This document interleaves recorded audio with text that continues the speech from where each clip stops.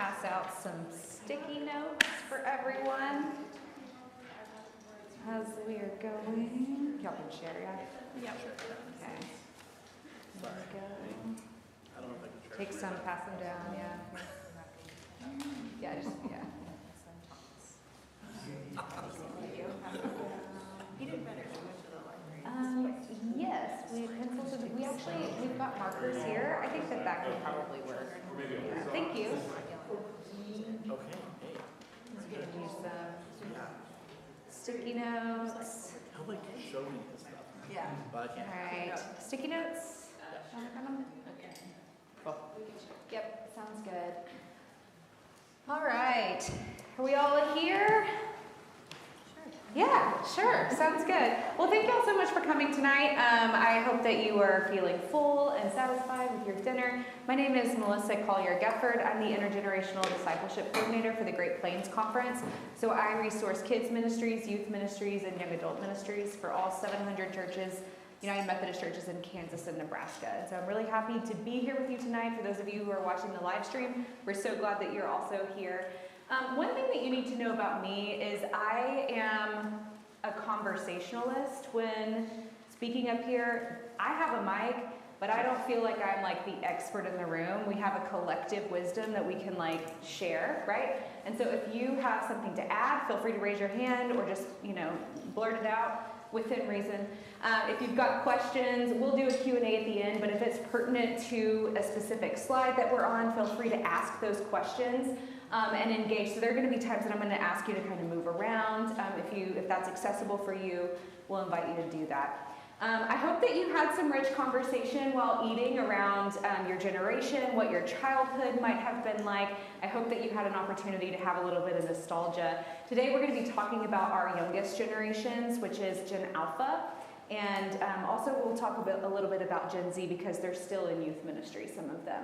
I do want to let y'all know a little bit of surprising news maybe for some of you, but Gen Beta started being born this year. So it's time to catch up, right? And so we're going to talk a little bit about just in general, the generations, and then we'll move into specifics. So let's talk a little bit about from generation to generation.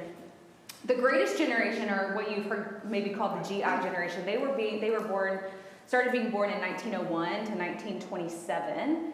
And then we had the silent generation from 28 to 45, baby boomers from 46 to 64, Gen X from 64 to 80, millennials or Gen Y from 81 to 96, Gen Z from 97 to 2009. And then Gen Alpha was 2010, and we'll get going on that here in a minute. But I want to hear from you.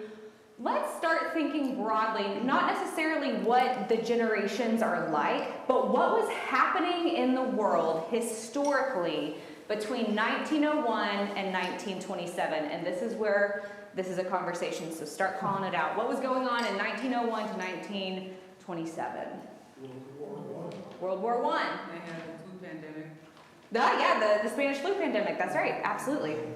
Great Depression. Great Depression. The Roaring 20s. Before that, right? What else?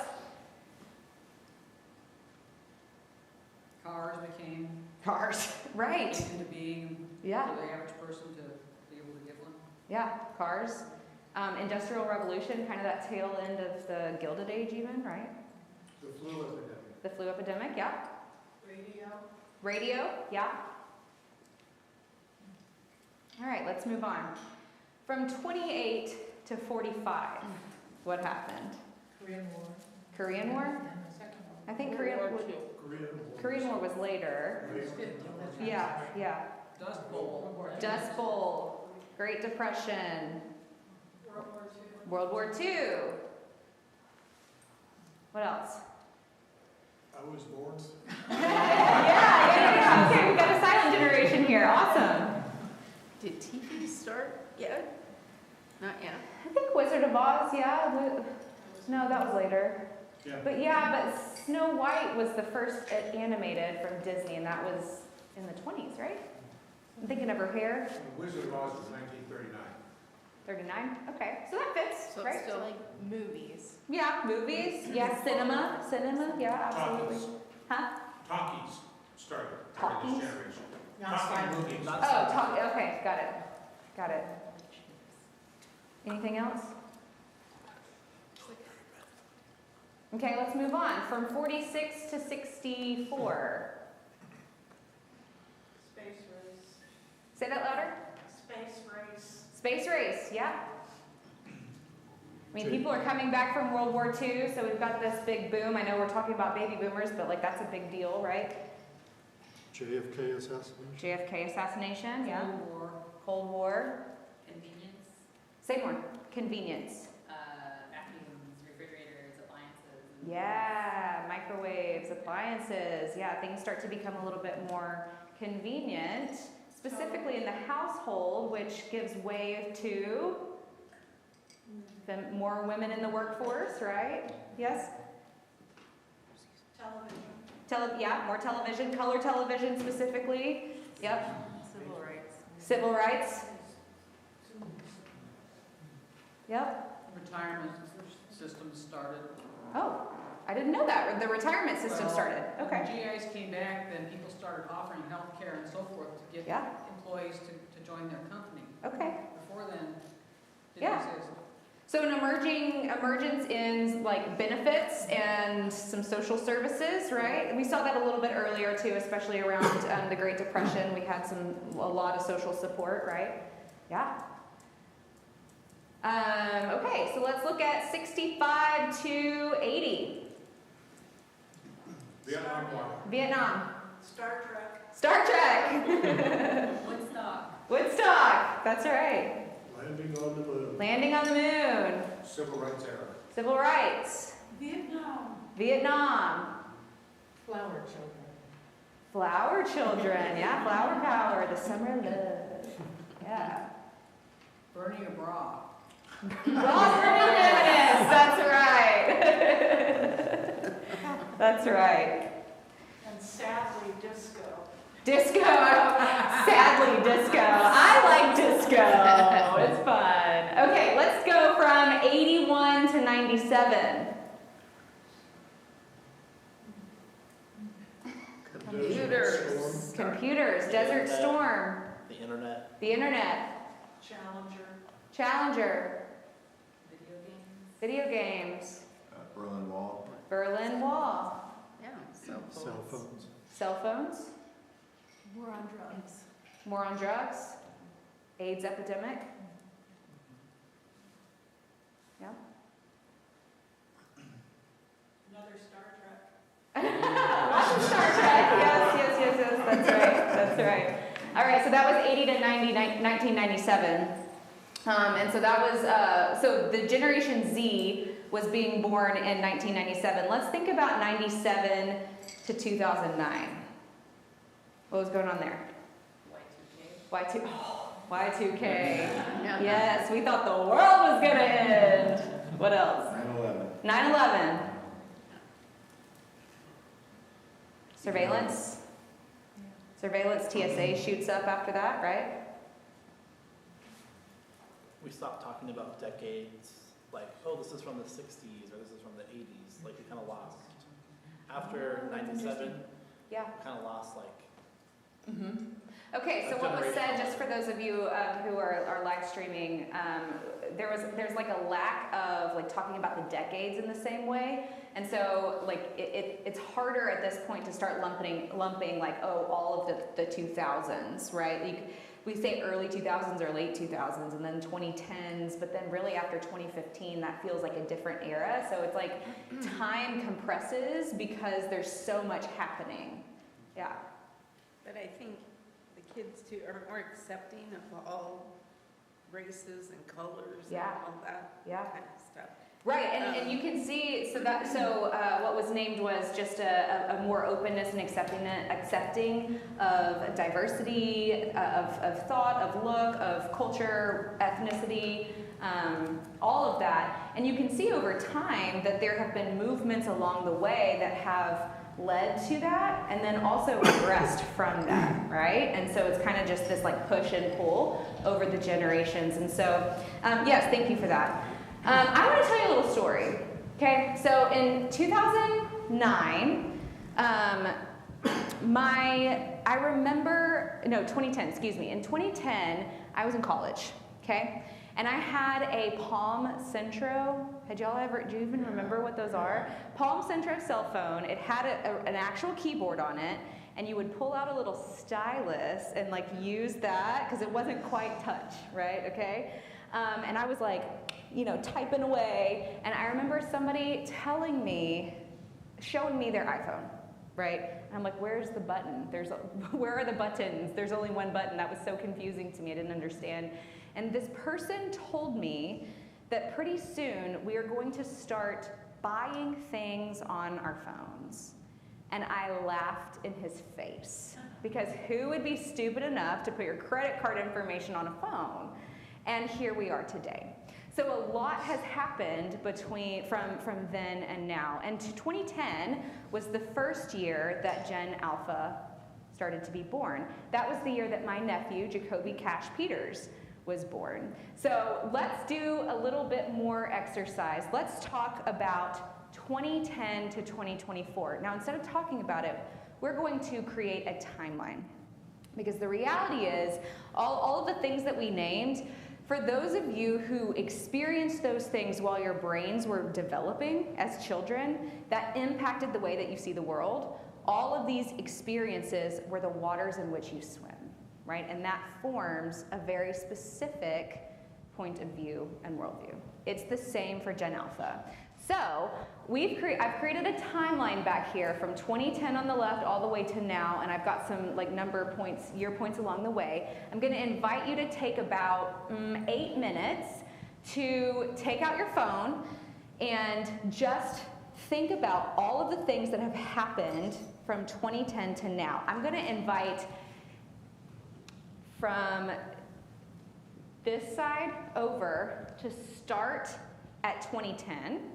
I'm going to invite this side to work your way backwards from now, okay? Because the last time I did this, we all started in 2010. We didn't get very far, right? There's a lot that has happened. So you've got your Post-it notes. I want you to write one thing on each, maybe write the year on it.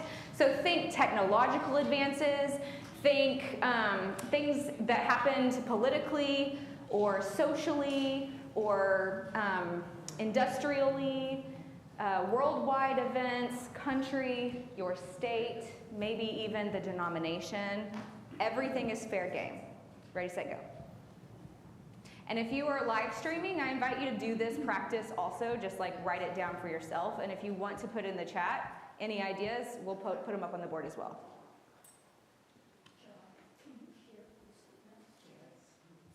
Oh, I'm sorry. Okay. If you need a marker, we've got some up here. Sorry about that. Here.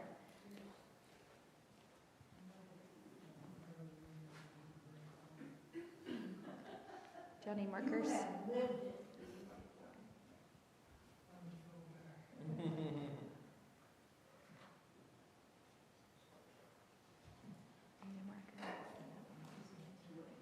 Good color. Oh, that's a pretty color. You're welcome. That might not work on a yellow. Yeah. There's so many choices. Hey, you know what? Decision paralysis. I get it.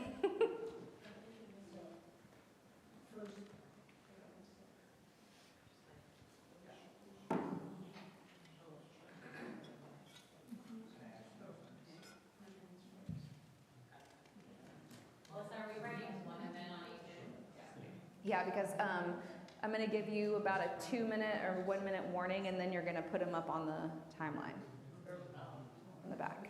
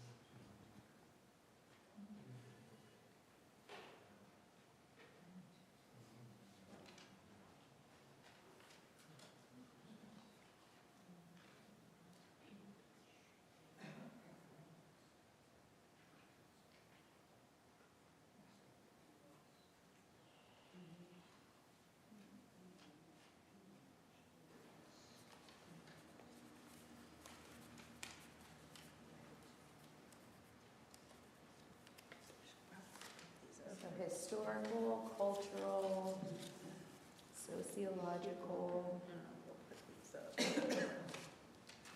have about 3 minutes.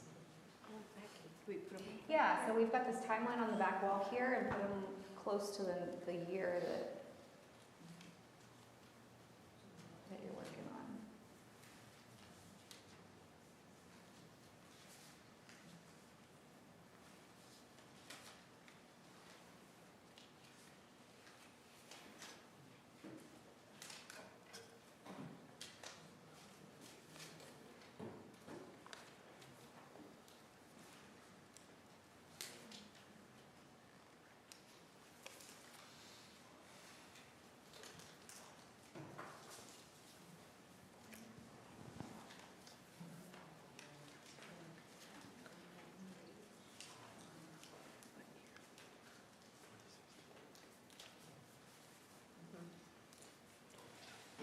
All right, go ahead and wrap up and start moving to the timeline and put your stuff on the timeline there.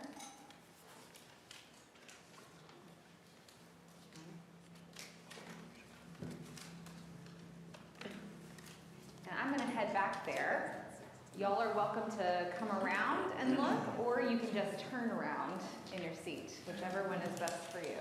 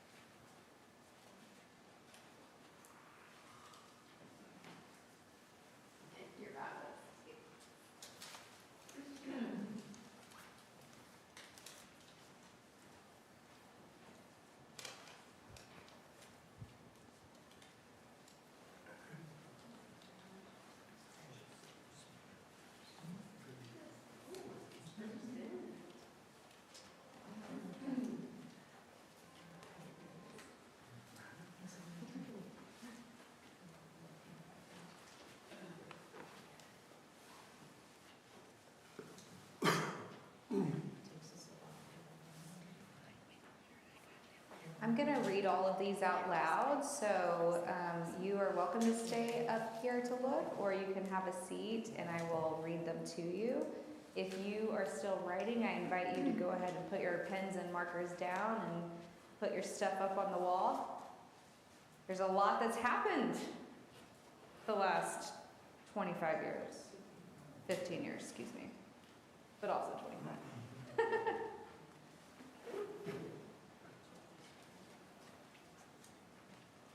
Thanks.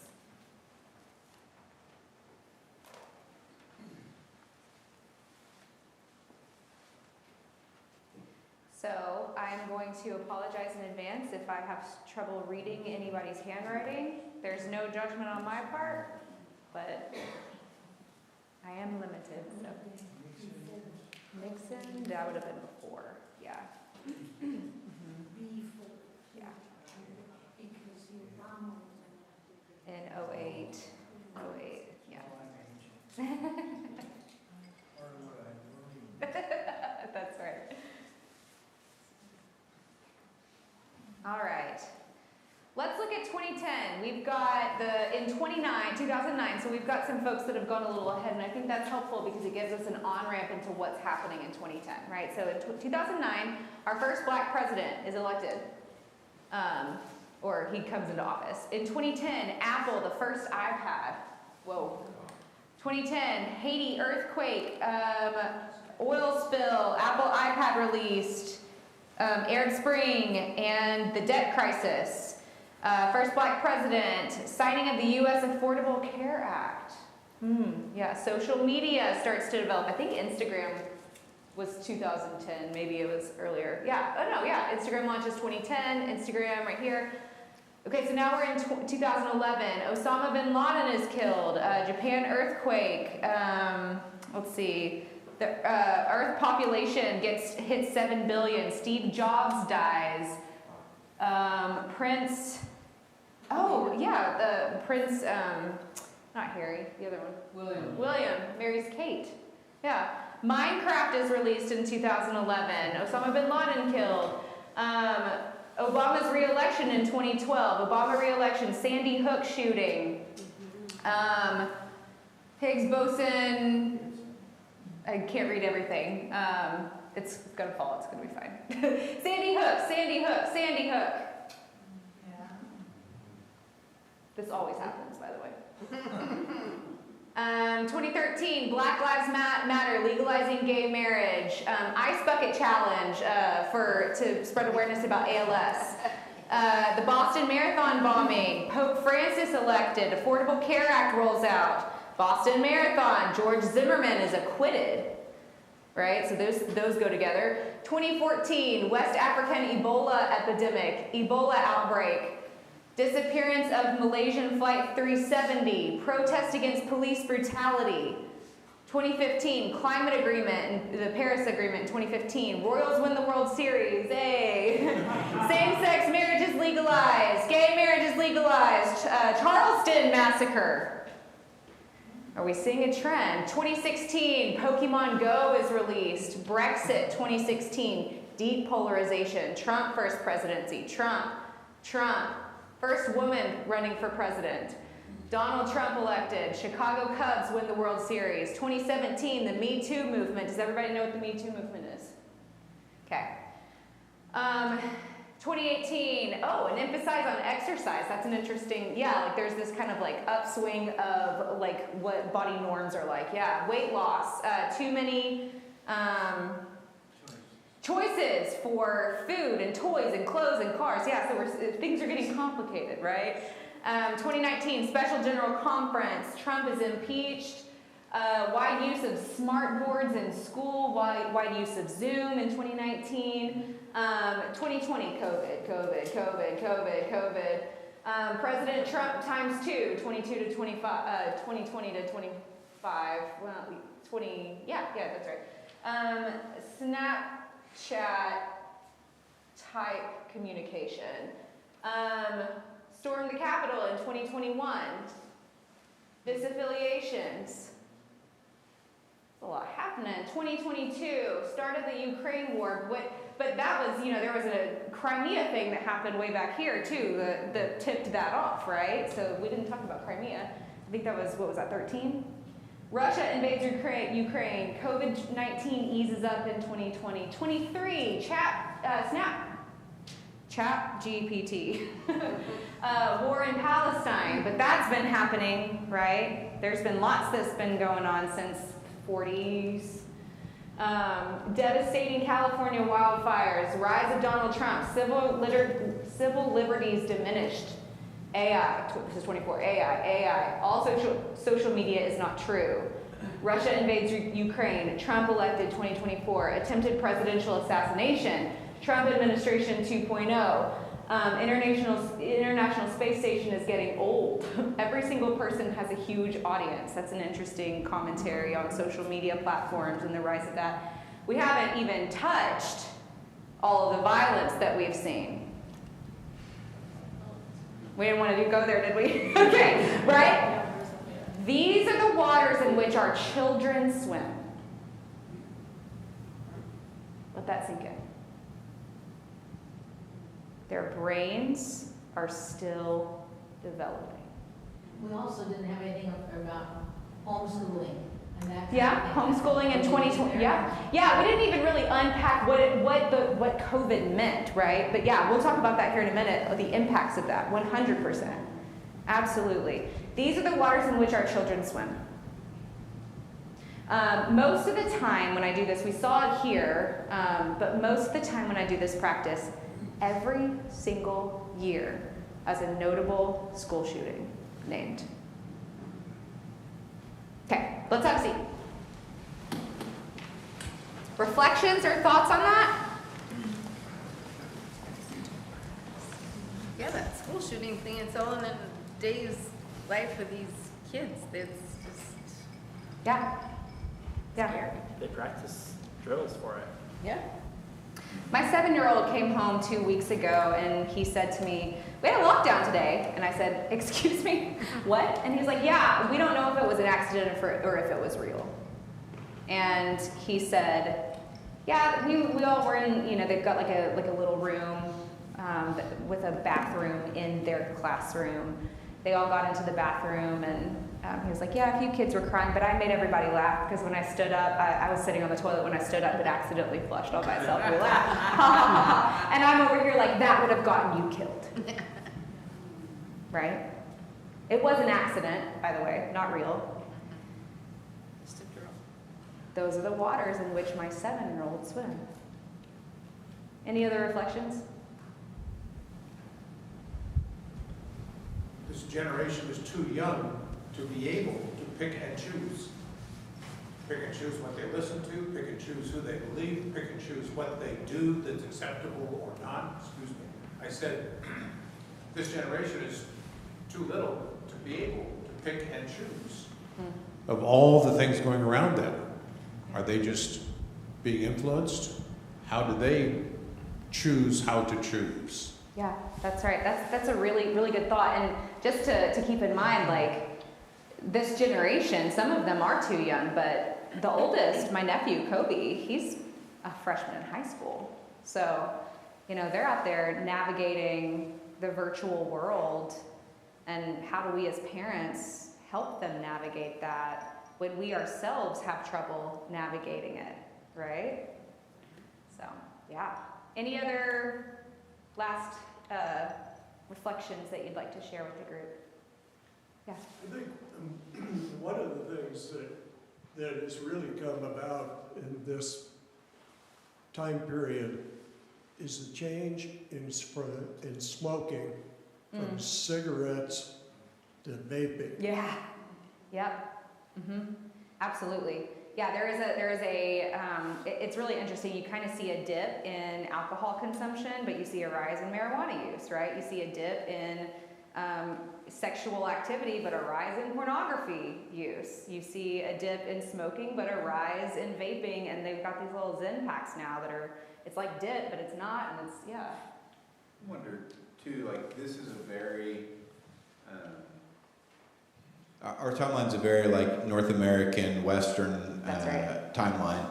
And I think in this same season, like, the demographic shift globally, Right. like Africa's population, Yes. South and Central America's population has been growing much more rapidly. Right. And so there is a global shift that's happening Yeah. population-wise underneath all of this. 100%. Thanks for sharing that. Yeah. There's a lot up there out social media, Instagram, this, that, and the other. Schools, the iPads, the whatever, their little brains are just go, go, go. But guess what? All this anxiety, mental health Yeah. is finally, they're talking about it more, but That's right. it's crazy Yeah. how much these kids are. Yeah. Technology can be a tool, and it can also be an addiction and cause a lot of problems. All right, let's move on.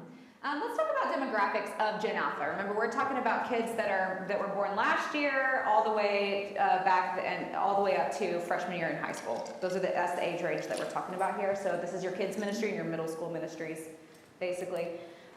Worldwide, there are 2.1 billion Gen Alphas.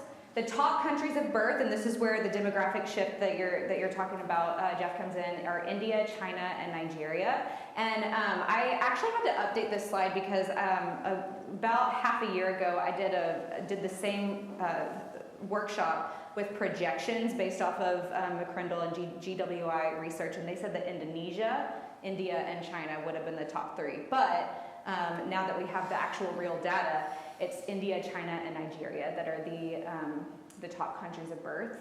This is the most diverse generation in the U.S. that we've seen, and it's only going to continue to get that way. They're expected to be slightly wealthier than previous generations. And again, this is a prediction, right? And so pending what happens in our world, that's what they're expected to have. And then they also have a longer life expectancy, and that's due to access to healthcare, due to technological rises in healthcare, and so on. And I will be able to share these slides with you, so don't feel like you need to take notes on everything. So I think it's really important to talk about children. When we're talking about children, we also have to keep in mind parenting styles of the parents' generation. And the majority of parents are millennials, because millennials people in general are choosing to have kids later on in life. And so we've got millennials rather than Gen Z raising this generation for the most part. They're having fewer children later in life. This is really exciting to see. Fathers are more involved in child rearing and domestic labor, and yet there still is inequality in the home when it comes to domestic labor between the genders.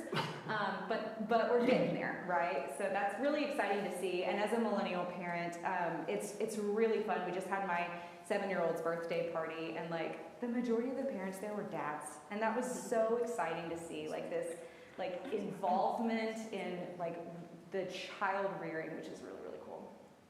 Yes? I think I see more men shopping Yeah. in grocery stores. Yes. More men, what he said was he's seeing more men shopping in grocery stores. I mean, the reality is we're in an era where it's not just that women can work, we also have to work now, right? We have to have these incomes, and so splitting the domestic labor is really important. And I also just want to mention that we're talking about two-parent and heterosexual marriages and families right now. There's what we're seeing in this generation and other generations is that families looking different, and that's okay, and that's good. And so let's keep that in mind as we're talking about this too. Yes? Another thing is the number of people working from home. Yeah, work from home, absolutely. That's Yes. really big, and that affects who you see. It does. At the stores. It affects who you see, yeah. And I think online shopping also affects who you see too, right? You're not going to see me in a grocery store, but I sure will order it on my phone, you know what I mean? So, social media, obviously, millennials are steeped in it, but what we're seeing, and I have lots of opinions and thoughts about, is child influencers coming up, right? So there's kind of some emerging thoughts on whether or not children should be on social media. I personally try not to share anything because I don't want my kid on the internet at this point, right? But that's not everybody's opinion and belief, and so we're starting to see children influencers, and that raises a whole lot of questions, and there's actually some legislative things that people are trying to get passed so that children are not exploited in that way. Sharenting, right? Sharenting, that's the term for it. Yeah, you share on social media your pictures, or my kid did this, or my kid did that, or potty training, They already have a history of. That's right. There's already a digital footprint. I created a Google account for Finn. He doesn't have access to it yet, and nothing's on it, but he has it for when he's ready to have it. Yeah, absolutely. Within this parenting generation, there seems to be a focus on social and emotional development. And so, I'll just tough it up. That still happens. Some, you gotta get a little grit, right? But at the same time, there's this, emphasis on having a conversation with the child about what they're feeling in their body and what that might mean. How can we regulate all of those things, right? That's just kind of a trend or something that we're focusing on. As millennial parents, screens are the norm. When you go out to eat, it's easy to give the screen to the kid, and it's just part of the day-to-day rhythms for many, many parents and for their families.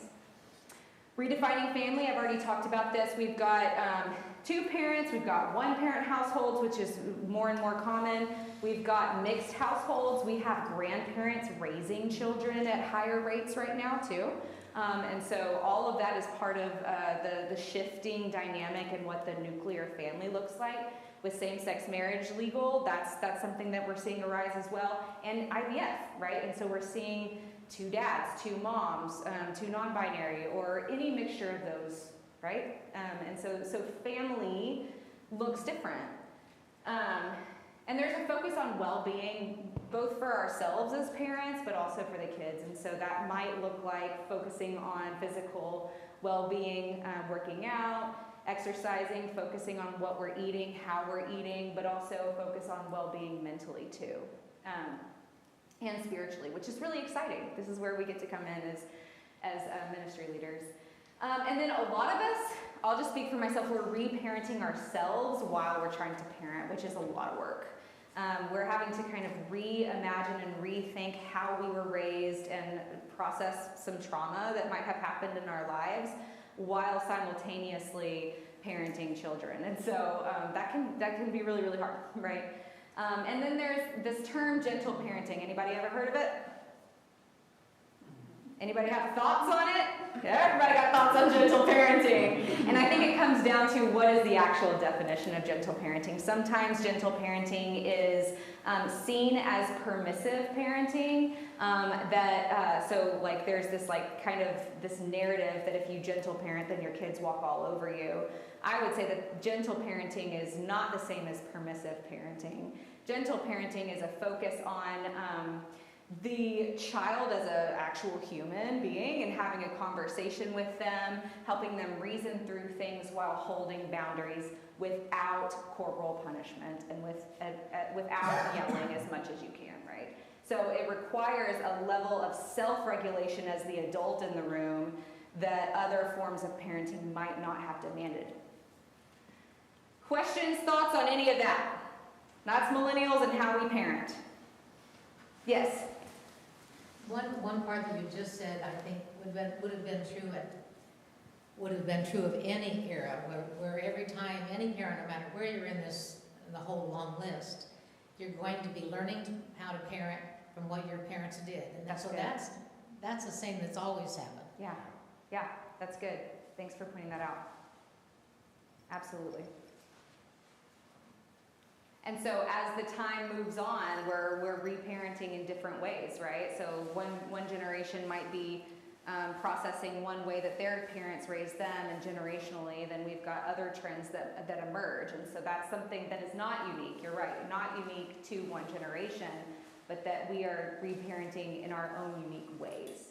Is that a better way to put that? I'm just pointing it out. Yeah. This always happens, and I know it's different. Yeah. Yes, it's much different. Yeah. And so was the generation before me, to Exactly. me, and so on. Exactly. Yeah. I think one thing that's different is because we're having kids later in life as millennial parents, we're also beginning to have the geriatric parenting where we're parenting that's our good. parents earlier, like while Yeah. raising younger kids. That's interesting. Yeah. So what's commonly known as the sandwich generation, where you're caring for your parents and your own children. That's interesting that you've got younger kids while parenting, not while caring for your parents. Yeah, that's an interesting nuance there. I think one thing that is really interesting here that I haven't really done a whole lot of, I've done some thinking on it, but I think it could be helpful in our conversation and nuance here is, so my nephew, Kobe, was born in 2010. My sister, who was 2 years younger than me, was a year out of college, or a year out of high school, right? So she was 19 when she had Kobe. I was 29 when I had Finn.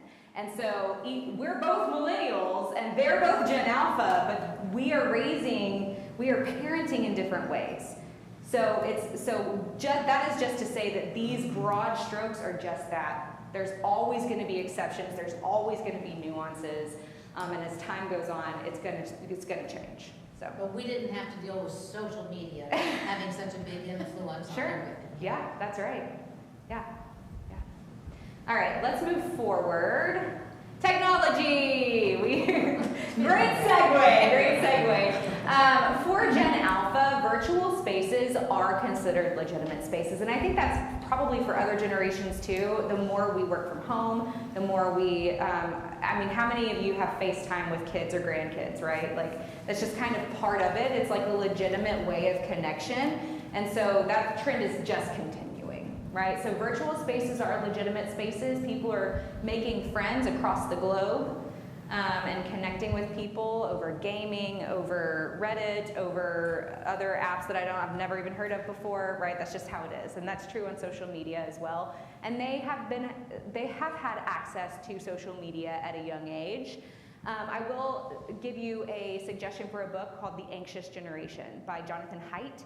It's an incredibly potent book that explains the rise in smartphone usage alongside the rise in mental health crisis, specifically with Gen Z, but I think it's impacting Gen Alpha because I think parents have seen the negative impacts of it.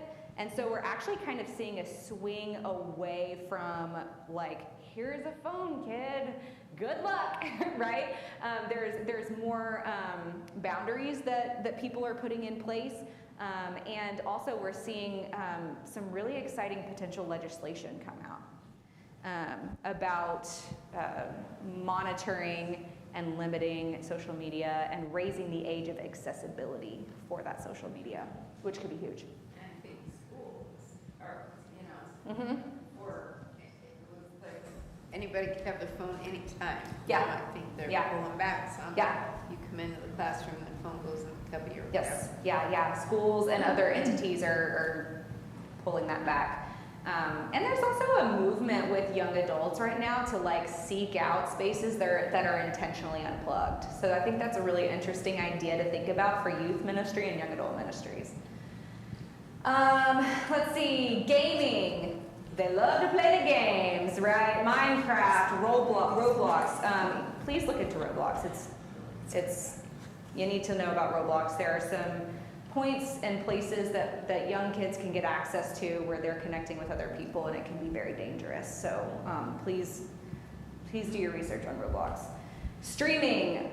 We were laughing earlier about how, was it your kid that was like, we can't watch TV because the internet's down, right? He And like, was his second grade teacher and was like, there was not TV before there was internet. Yeah. right. So this idea of like just streaming, I mean, like I was saying, we were watching just cable one time and Finn was like, can we fast forward through this? And we're like, nope. No, you can't, right?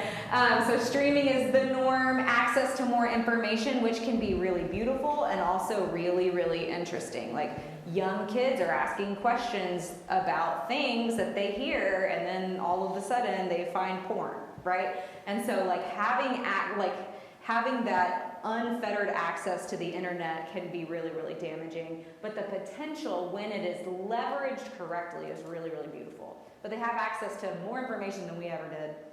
Globalization, through gaming, through things that they're learning, they're connecting with people from all over the world, which is really cool. And one might argue that if we do this well, they might have an increase in digital literacy. But with the rise of AI and some of the new filters coming out, there are filters on Snapchat now that can literally create videos from scratch. You take a picture of two people, you make them do anything. Okay, that exists right now currently. So, so it is up to us to help them have that digital literacy, which means it's up to us to also have it. And then radicalization. This is something that, especially with the recent assassination of Charlie Kirk, what we know about that person was that he was radicalized on the internet, right? This is something that is happening. When we were talking about school shootings, that's what's happening. And so we got to do something about it. I don't have any answers. I just know that is like when we're talking about meeting the needs of young people, that is up there. We've got to create spaces where boys especially feel accepted and connected and can work through the things that they are experiencing. Thoughts on technology? Feels heavy. Pros and cons. Yeah, cryptocurrency. Yes, absolutely. Yep. And scams too. I mean, like, not to put those too close together, but right? Yeah. Were you? I just said there's pros and cons to everything. Absolutely. And one thing about technology, this was helpful for me. I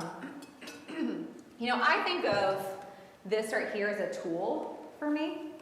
But I have heard and read this elsewhere that younger generations see it as an extension of self.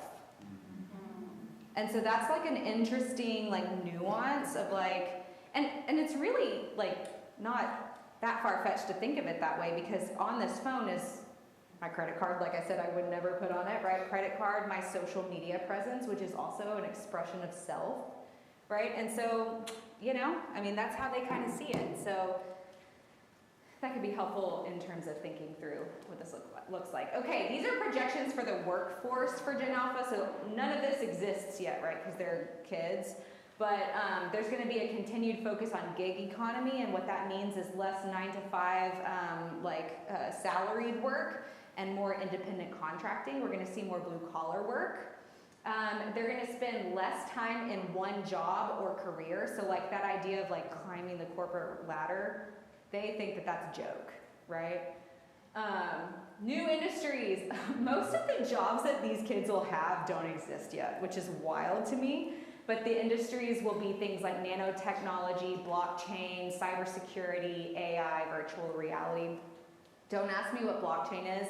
My sister-in-law actually wrote her whole master's thesis on blockchain, and I have asked her to explain it to me 4 times, and I still can't tell you what it is. So I don't know, but that'll be a thing. We expect them to live longer, but they will also work later. We're not going to see as many folks be able to retire in the same way, and that's probably related to, well, some things that are happening in our society, but also the gig economy doesn't often have like retirement funds in the same way, right? What's going to be important in the job force is soft skills. What I mean by that is a lot of like the manual technological skills will be done by AI, right? So those technical skills, they won't need to know as much. But what's going to get them to a level where they thrive in the workforce is being human. So like being able to connect, being able to lead in a meeting, eye contact, right? Like some of these literal soft skills. What does it mean to have emotional intelligence, relational intelligence, being able to regulate yourself when things are stressful? Those type of soft skills are going to be premium in the workforce because computers can't do that, right?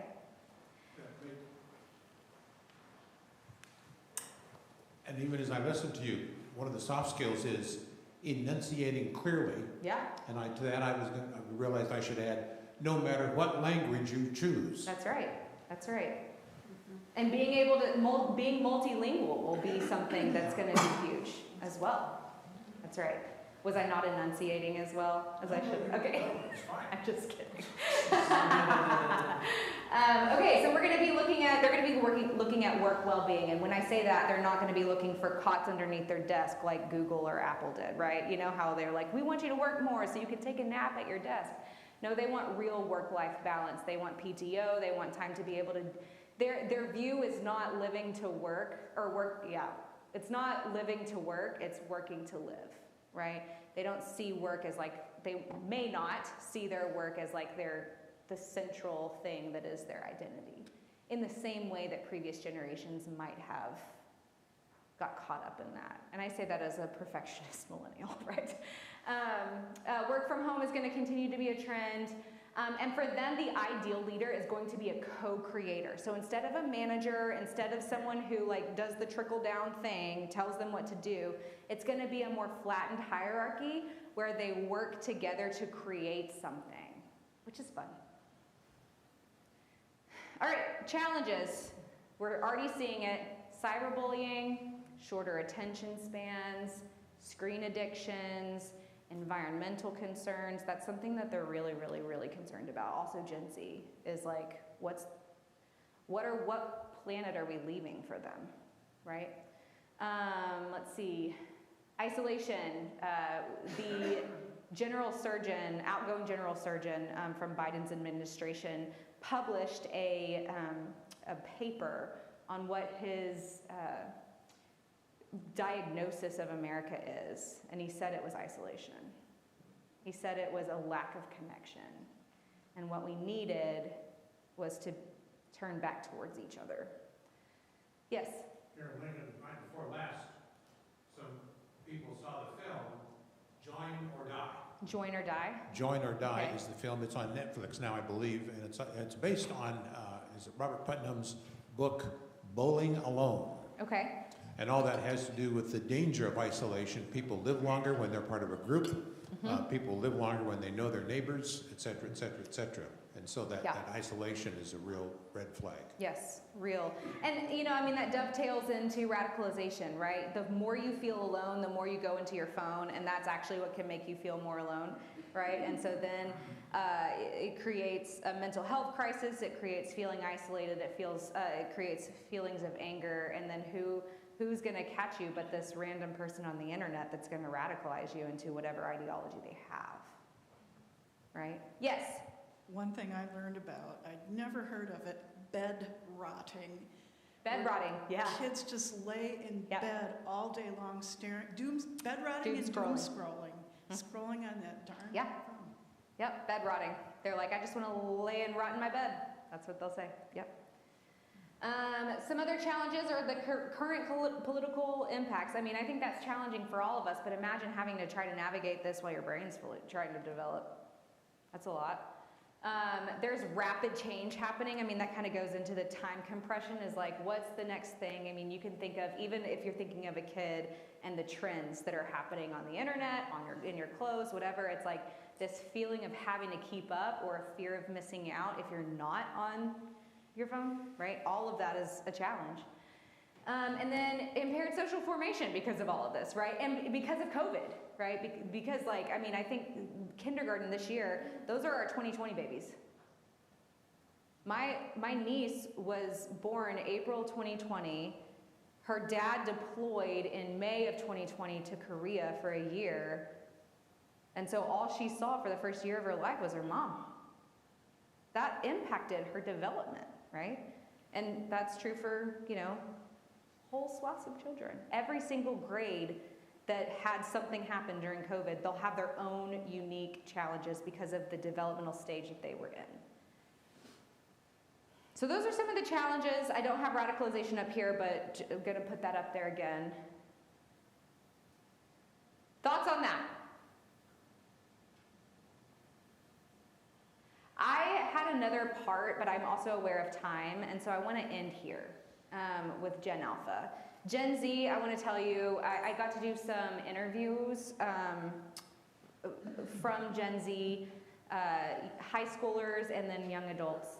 And some of the things that we asked them was like, what do you hope for in the church of 2050? And they said things like, actually the number one word that they said was they want a safe church. And when we're talking about all of this back here, I don't think that they just mean a metaphorical safe church. I think they're thinking like they want to survive, right? They want an open and inclusive church. They want diversity. They want intergenerational. One thing that was surprising to many that were part of these interviews was that there was an expectation that that generation would want an online church, and that is not true. They want neighborhood churches. They want the church to be present in their neighborhood, to know their neighbors, to make an impact in the community. That's a church that I want to stick around for, right? And so with all of this, you know, we've got challenges. Every single generation has challenges. And the question that I want to raise to us today, and I'll open it up for Q&A here in a minute, but what is it that we can do as the church now to come alongside these young folks, to support them, show them the love of Jesus, and create spaces for them where they can lead, where they can thrive, where they can love God and love their neighbor. It can be done. I'm seeing it done in many of the churches here in the Great Plains, and it first requires understanding who you're serving, and then building relationships with them. They want relationships. They don't want a consumer type of model where they sit back and receive all the things that you pour into them. They want to co-create. They want to impact their surroundings. When the way that they game is like world building, they want to have an impact.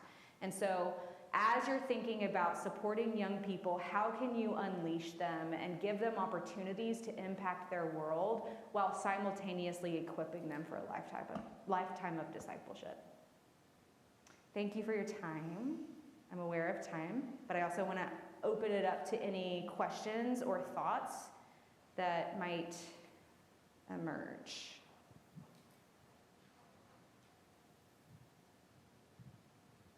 So we answered everything. You'll have all the answers. Can we just peek at that next slide? Yeah. Being shown us? Yeah. So the Church of 2050, it's coming OMG. In 25 years. So 25 years ago was 2000, 25 years is from now, which feels really daunting.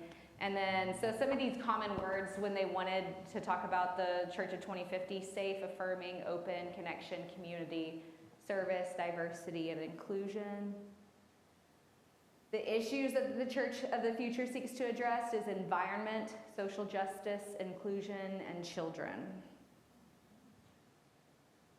So there's a lot under the umbrella of children. What are the core reasons that the church exists in 2050 is for community, for worship, for safety, for service, and teaching and learning. And with teaching and learning, I would put that as Christian education and discipleship. So just same old, same old. But different. Yes. Yeah, that's right. Turns out the church knew what it was doing 2,000 years ago, right? How will the church be organized in the future? Which is a really interesting question coming from a denomination that has some hierarchy, right? But they want hybrid, and they don't want again, technology is an extension of themselves. So it's not that I'm gonna do an online thing. It's, we're gonna have technology because everybody has technology, right? Of course we would have technology. Hybrid, local, neighbors, intergenerational, diverse. What do you see as successful ministry? This gives me hope. Joy, community, safety, good reputation in your community, unity, integrity, service, inclusion. Notice nobody said a church building. And that's it. Yeah, yeah.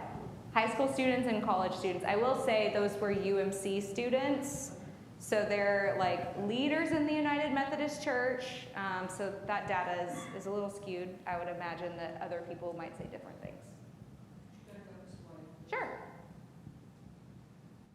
What I noticed in all of this is they really, speaking of UMC, they really get the social holiness and personal holiness, right? It's a both and for them in a really cool way.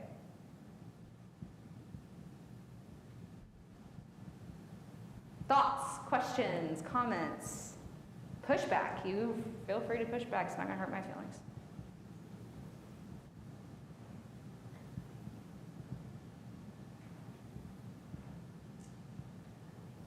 What's one thing you think churches can start doing tomorrow that would engage Gen Z or Gen Alpha? Yeah. I think the one thing that you can do is get to know the ones who are already in your church. And if you don't have any in your church, get to know the ones in your neighborhood. And if there's not any in your neighborhood, go to the nearest school and get involved. Kids ministry and youth ministry doesn't have to be a program. In fact, sometimes that gets in the way of doing ministry. Relationship building, getting to know them, caring about what they care about, that's ministry. Showing them the love of Jesus and then moving them to the next phase of whatever that may be for them. That's ministry. And I will say this, it's hard for me, I was telling Jeff this earlier, and I'll just go ahead and be frank here. It's hard for me as somebody who helps people do good VBSs. I love a good VBS, right? But it is really hard to have that conversation when I watch children getting ripped from their homes. Right? And so a piece of children's ministry is advocating for them in the community. And it's not just in your church. So that's a twofold thing I would say. Care about the ones that are here. And a next step is figure out what the children in your community are experiencing and do something about it. That's more than one step.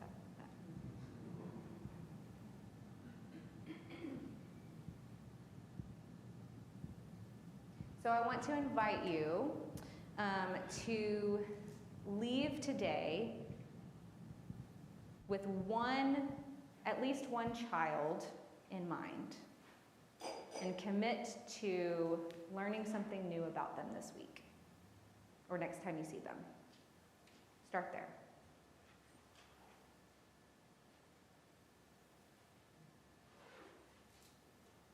All right. Any other thoughts or comments or questions? Let's pray. Loving God, thank you so much for creating each and every one of us, for the experiences that we've had, for this intergenerational experience today, where we get to come together and learn about the youngest among us. And God, you tell us that we must become like children to inherit your kingdom. I pray that you would help us do that. Help us to learn, to connect, to center the most vulnerable in our churches and in our communities, because you've called us to do it. We love you. It's in your son's name we pray. Amen. All right. Thank you.